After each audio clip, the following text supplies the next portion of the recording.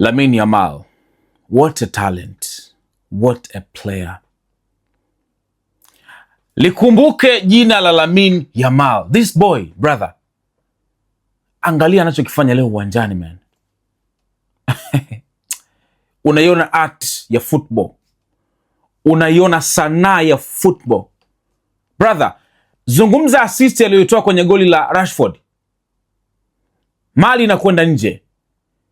Anapambana kuirudisha ndani kwa header. Tanguliza mbele tuondoke.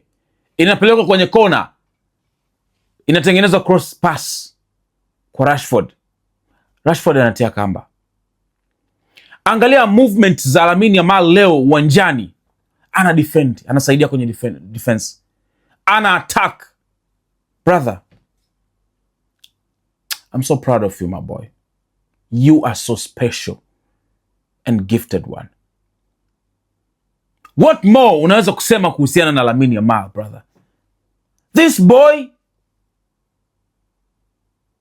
anaendelea kuprove every single day why he's the best player. Why? Every single day. Bro, sometimes, oh my gosh, I don't know, man. I feel like I want to cry kuona this boy anaperform uwanjani. Come on, man. Lamine, you're making me happy. As your brother, I'm so happy and proud. You're very special, man. Very special. Namna ambavyo anavunja katikati pale, bro. Vuruga game kama leo Elche anavyowachanganya, anapinduka kageuka huku, bro. Oh my gosh, man. We deserve you. We deserve to have a player like you in Barcelona. Frank de Jong, my brother.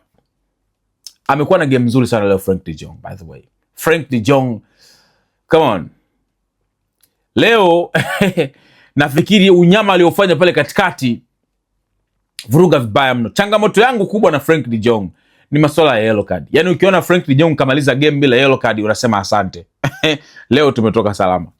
Yellow card imekuwa ni mchongo ambao itatokea tu namna. Leo pia anakula yellow card dakika za mwisho kabisa. Of course, najua anapambana kwa ajili ya timu, anaipenda timu. So, it is what it is. Balde, my boy, Balde. What a left back. Ya unamwangalia Balde leo. Unajua Balde ni zile beki ambazo kuna muda ana dribble, anakuchukua, anakwenda mbele, analeta walete cut, bro. Yani, come on, man.